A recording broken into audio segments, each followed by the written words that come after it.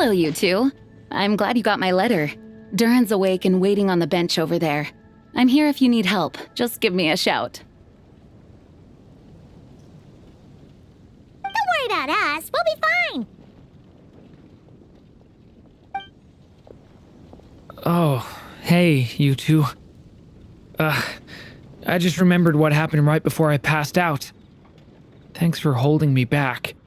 I shudder to think what might have happened if you hadn't.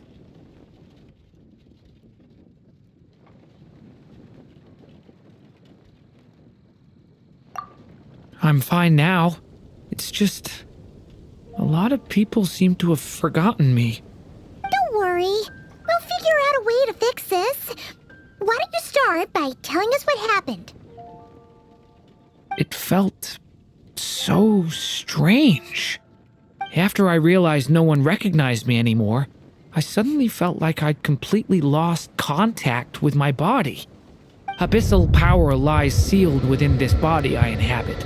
So when I lost my connection to it, I lost control of that power too. It wasn't until I heard everyone calling my name that I was able to reconnect with my body. You lost contact with your body? Does that mean there's something wrong with it? Sounds like we need Albedo more than ever. I don't think the problem lies in Albedo's alchemy. Huh. But then, why are people forgetting you?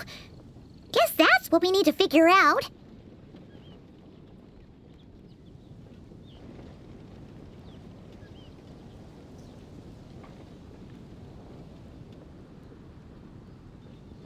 That means we need Alice for sure.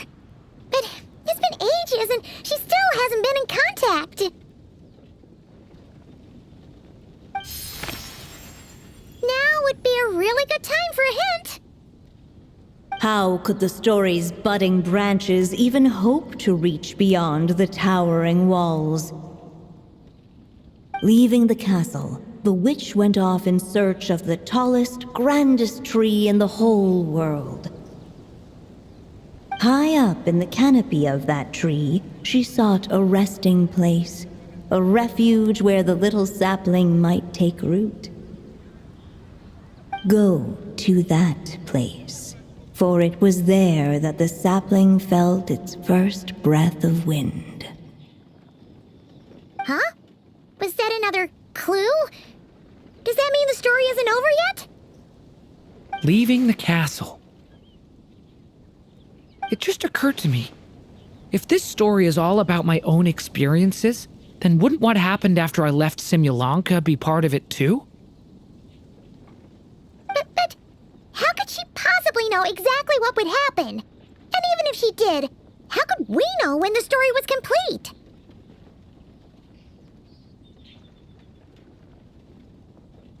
Yeah. Since we can't reach Alice right now, we'll just have to get to the bottom of this ourselves. But first, we gotta figure out where this riddle wants us to go. The tallest, grandest tree in the whole wide world. Huh. The only place that ever gave me that feeling was the one I ended up in right after leaving Simulanka. They had great coffee there too, and so many books you'd never run out of things to read. Think about it. Our search in Mondstadt began in a library, right? Well, Sumeru City's got one of those too, and it's absolutely huge. What do you say? Should we try looking there? Huh. That does kind of make sense. And it's not like Paimon's got a better idea. Alright, let's just give Jean and the others a heads up first. Well, it sounds like you've got a plan, so I won't interfere. All I ask is that you stay safe. Albedo won't be back for some time, and until he is, we can't know for sure how dangerous Durin might be in his current state. I'm so sorry about what happened before. Believe me, I'm not blaming you, and neither is anyone else here. If anything, it's the opposite. We're all just worried about you. Worried? About me? Come with me. I want to show you something. As soon as they heard you were awake, They all hurried over to see how you were doing. You all came to see me? A little birdie told me you're working on finishing a storybook. So maybe all those people losing their memories is just a plot twist waiting to be resolved. Miss Lisa, you always seem to know how to put my mind at ease. Please, everyone, don't worry about me. When I get back, I'll find a way to complete my mother's story, and the one we started, too.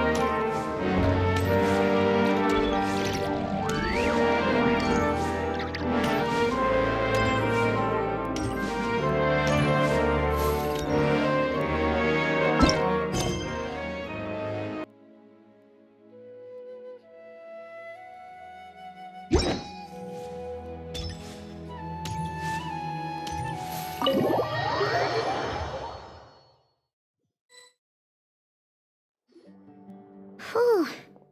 After the library hunt in Mondstadt, it's not as if Paimon was expecting this to be easy. But this... yeah... this is something else.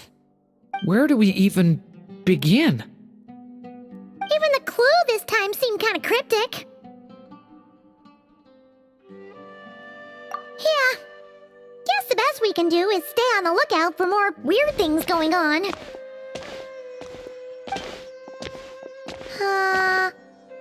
Huh? Sorry, what was that? I'm here to return Volume 5. According to the catalog, Volume 5 of this series is not available for loan. I can't accept the return of a book that was never checked out in the first place. Let me put it this way. My copy is complete. Yours, on the other hand, is missing large amounts of content. So you should swap it for mine instead. Sir, you have to understand. Managing a library is a serious business, and we have protocols in place for this kind of thing. I can't just replace an important volume in our collection based on nothing more than your word. Hey! Look what the Wandering Tom dragged in! Oh, it's you.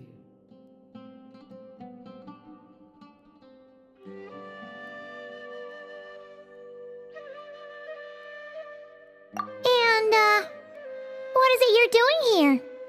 I'm a traveling scholar, as you know. Isn't a library the most natural place for me to be? Well, the last time we saw you was all the way in Notcry. Paimon just didn't expect to suddenly see you in Sumeru, that's all. There were some things I needed to come back and take care of. Some documents had gone missing, so I tracked them down, restored them to the original condition. And now, I'm here to return them. And considering what I'm planning to do next, it feels like a weight off my shoulders. What's going on with you, huh? You look like a kicked puppy. Hat guy. At least you haven't forgotten about me. What's that supposed to mean?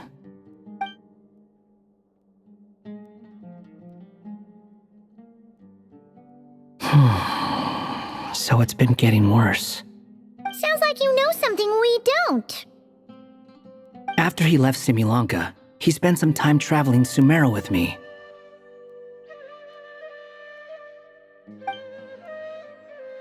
I was working on several texts at the time, and I stumbled upon something strange.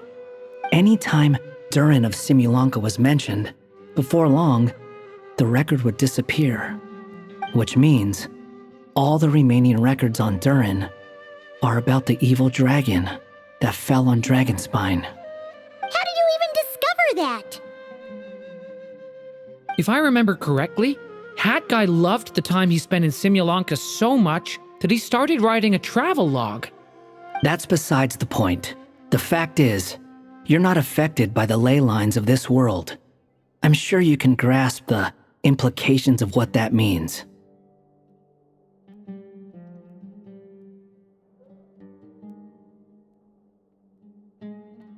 His case is different from mine. It's more like the world itself refuses to accept his existence. It started with a few written records, but now it sounds like it's spread to people who never met him or didn't know him well. At this rate, the whole world might forget him altogether. The whole world? But that includes all my friends in Mondstadt, and even Hat Guy, too. So that's what you've been worried about all this time? Why didn't you just tell me? There are more important questions right now, like figuring out how to fix this.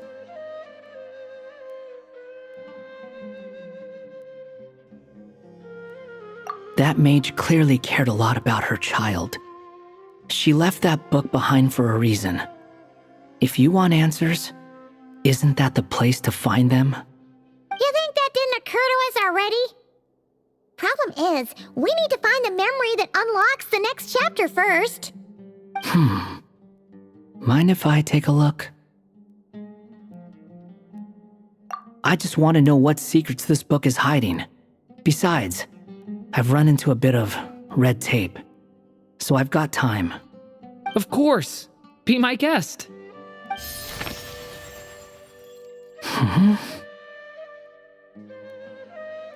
So, the memory we've been looking for was about you all along?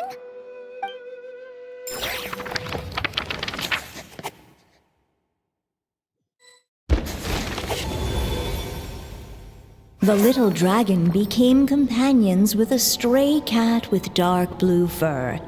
It was a friendship born of all they had in common. He left his castle at the stray's invitation, setting out to explore the world beyond its walls.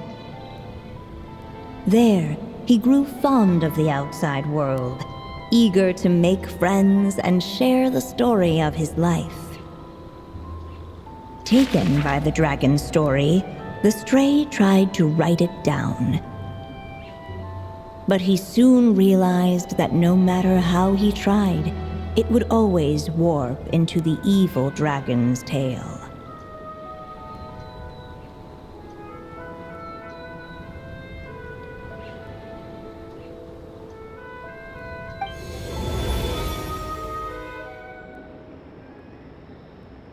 So, this is the world where this chapter takes place? Looks like we're at the top of some kind of gigantic tree. This one must be about what happened to me when I first arrived in Tevat. No wonder the memory that unlocked it was about Hat Guy. Most of my memories from that period were. Hold on. Anyone want to explain how I ended up looking like this? Maybe you've become a character in the story too.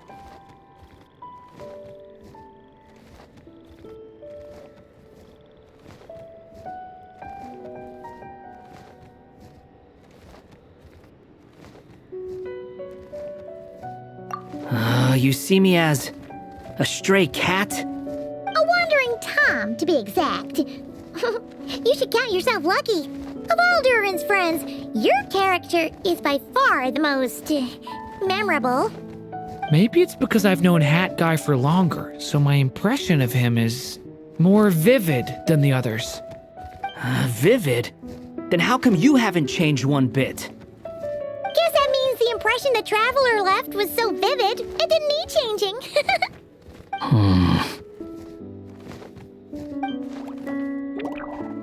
Hello, everyone! Ready for today's adventure? It's the storybook, Durin. Oh. So you're not playing yourself in this one? Does that mean the two of you have even more memorable roles to play?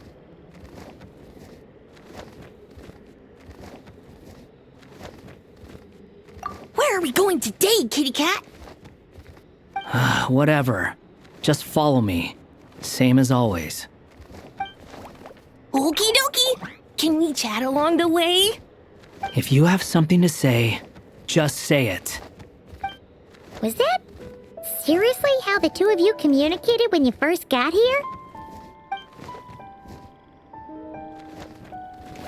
Yep. Anyway, how do we get ourselves out of here?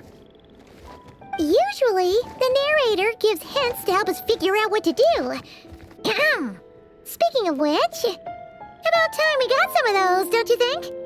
The story's vines had woven themselves together into a giant tree, the boughs of which a little storyless dragon now paced, homeless among its leaves.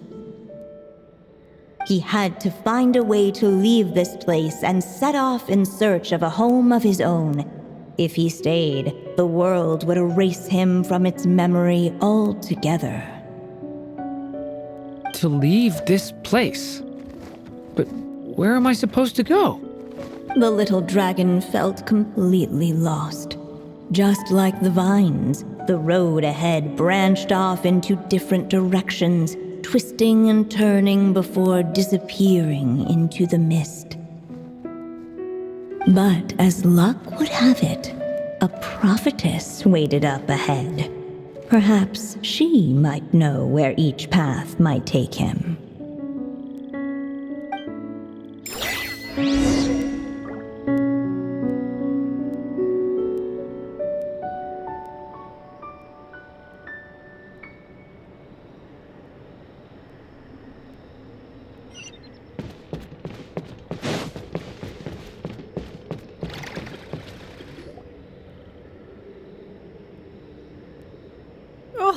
You must be the little lost dragon. It's true. My friends and I are lost. This meeting was no accident. The prophetess was in fact the seer witch, here to present her promised gift. The seer witch. Oh yeah! That's Mona's teacher, right? The old hag? Insolent child. I am the seer witch, your prophetess, not some old hag. Sorry!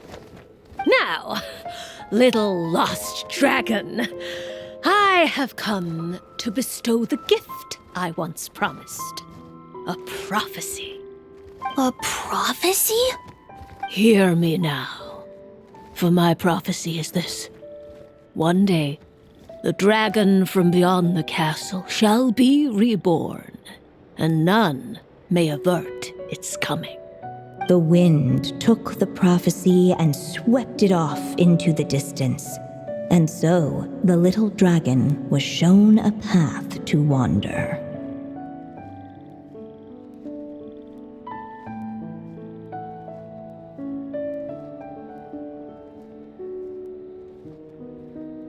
As far as I remember, once that alchemist from Mondstadt learned about the prophecy, he chose to stand with you against the evil dragon. So, what does any of this have to do with you being forgotten? Oh, wise witch of prophecy. Could we trouble you with another question? As enigmatic as she was elegant, the seer witch spoke no more, for her thoughts had long since returned to the starry firmament above. Just when we actually needed her. The seer witch was my mother's friend, so the prophecy she just gave should turn out to be helpful. Well, it's not like we've got better options. But if all we need to do is leave this place, which path should we take? Why don't we take a look around?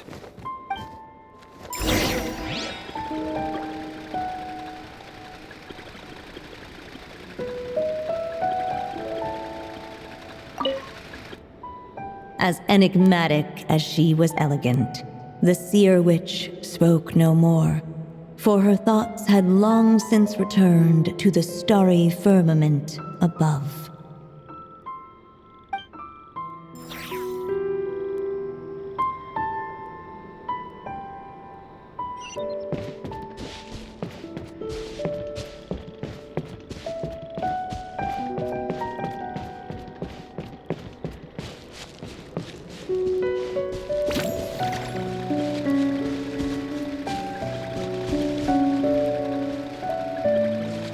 The wind kept blowing, but the little dragon had not yet resolved to follow it. Before him lay a foggy path, and where it might lead he could not tell.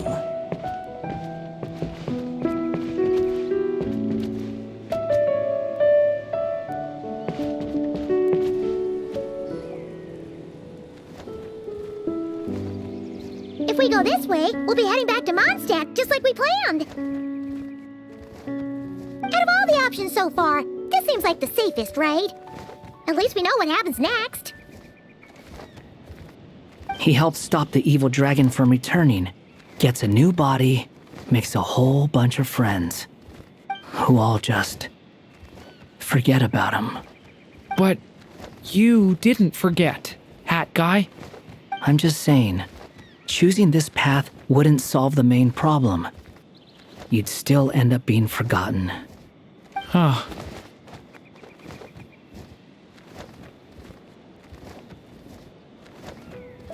I'm not against choosing this path. I just wonder what secrets it might be hiding. Let me think about it.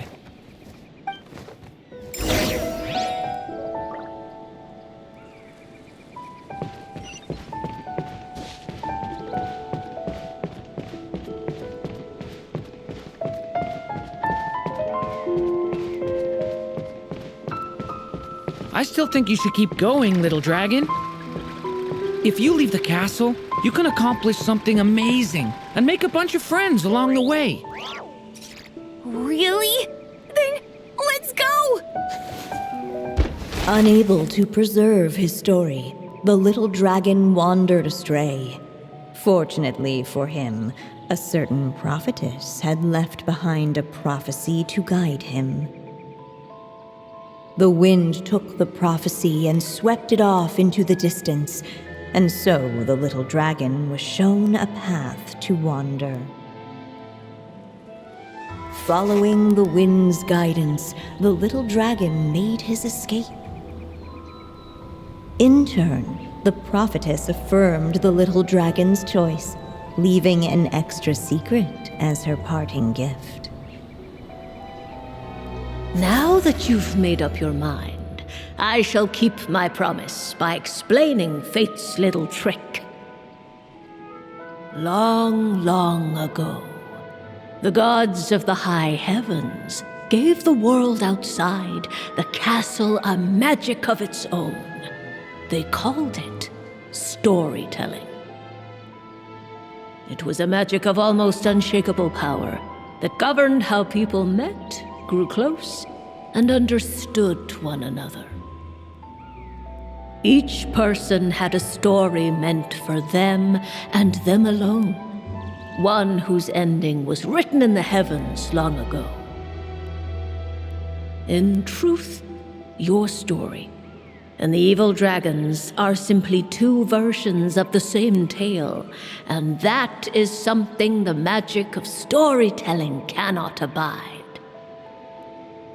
Beyond the castle's walls, your story cannot take root, for the evil dragon's tale has done so already.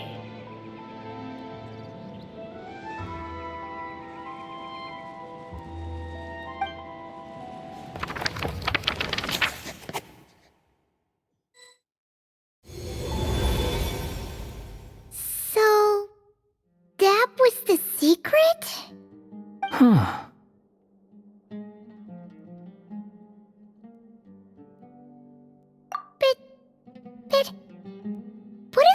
mean? You still don't get it? Simulanka Durin and Tevat Durin share a special kind of connection. Their fates are mirror images of one another. While they were in two separate worlds, there may have been some mutual influence, but their fates were independent. But when Simulanka Durin came to Tevat, a version of his fate already existed there. So, how can two fates exist at the same time? The answer is, they can't. The rules of this world don't allow it. You can't return a book you never checked out in the first place.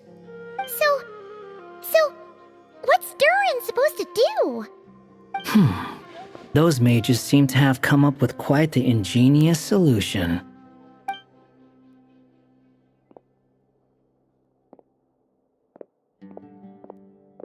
I'm here to make a return. As I said, there's no record of Volume 5 of this series ever being checked out. Then just think of this as Volume 6. Based on what I know, the author was planning on publishing another volume anyway. The catalog does have a slot reserved for Volume 6. So, this is it? Sure, let's go with that. All you need to know is, I'll be the one writing this series from now on. You...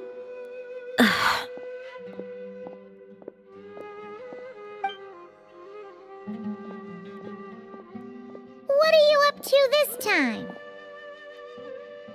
Remember the red tape I mentioned before? Well, I just took care of it. Now, I guess you'll be off to see your alchemist friend? It should be pretty obvious by now. He has the answers you're looking for. Well, we do have a whole bunch of things to confirm with Albedo, that's for sure. But didn't Jean say he'd be gone for quite a while? I'll join you. Just let me know when it's time to go. Hat guy? Don't sound so surprised. I'm part of this story too, aren't I? I'm just playing my role. Well, yeah. But it's not that. I just feel like you want to help, but something's holding you back. When I first realized you were being forgotten by the world, I thought it might be because you spent too much time with me. I even thought cutting our ties might be the only way to fix it. Why would you think that?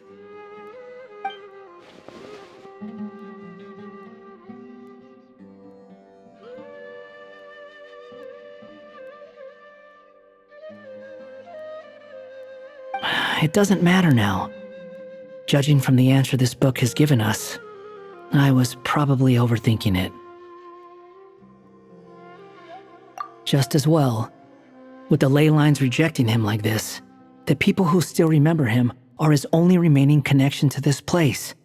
If that last fragile tie was broken, who can say what devastation his unbound body might unleash? And to think I'm one of the people keeping you here, instrumental in helping change your fate. Can't say I saw it coming. Well, if it's good enough for Hat Guy, it's good enough for me. After all, he is about as odd as humans get. Excuse me? With some people, even if you try asking a simple question, they'll always give you a complicated answer. And the more you ask, the more complicated it gets. Truth is, Hat Guy's just that kind of guy.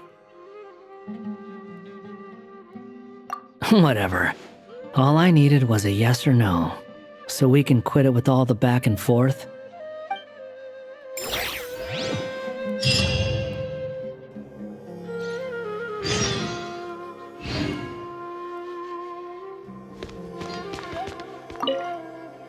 I'm sticking around for the next few days. So, when it's time to go, you know where to find me.